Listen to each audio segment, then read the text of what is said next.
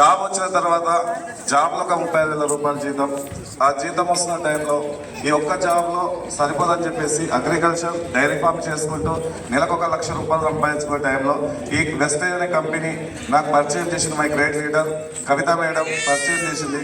కానీ ఒక 3 months తెలుసుకోలేదు ఫస్ట్. ఎందుకంటే ఎట్ ఏ టైం 1,00,000 రూపాయలు సంపాదిస్తే ఏమైనా తేడా వస్తే ఆల్రెడీ కాంట్రాక్ట్ బేసిక్లో చాలా రోజులు వర్క్ చేసి సో జీవితం అంటే ఏదో తెలుసుకొని సో కష్టపడ్డా కాబట్టి ఎవరైనా జాబ్ పోతే ఇబ్బంది అవుతుంది అని చెప్పేసి తెలుసుకోలేదు.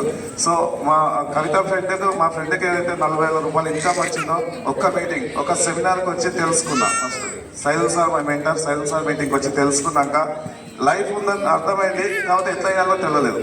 తెలియనప్పుడు ఒక బూట్ క్యాంప్కి వచ్చిన కోటప్పకొండ.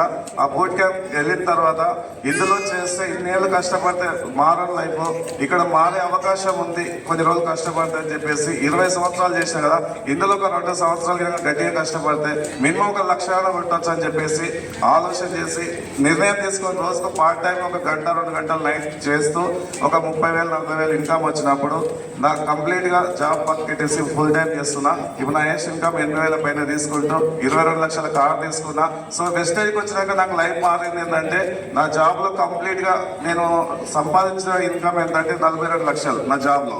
వెస్టేజ్కి వచ్చేసి జస్ట్ 2 years కాలేదు, నేను ఇప్పటివరకు 17 లక్షలు తీసుకున్నా. సో అదే కాకుండా నా ఇన్కమ్ మొత్తం దాటేస్తాం. ఏ అనుకున్న కోర్స్ అయితే అన్ని దాటేస్తాను. సో దాంతోపాటు నాకు ల్యాండ్ వెస్టేజ్లోకి వచ్చినాక ఒక 8 గుంటల ల్యాండ్ తీసుకున్నా. నా డ్రీమ్ ఏంటంటే ఒక 5 ఎకరాల పొలం కొనాలి. ఆ డ్రీమ్ పెట్టుకొని గోల్ చేస్తున్నా. అదే కాకుండా నా లైఫ్ లైన్లో నా టీంకు ఒక డిసెంబర్ వరకు ఒక 5 కార్లు ప్లస్ 1,00,000 పైన ఇన్కమ్ ఇప్పియాలని చెప్పేసి గోల్ పెట్టుకొని వర్క్ చేస్తున్నా. Thank you so much. ఈ గొప్ప అవకాశం ఇచ్చిన Kavitha madam, my mentor Saidul sir, అదేవిధంగా సర్వశ్రీ madam, thank you so much. I wish well. Thank you.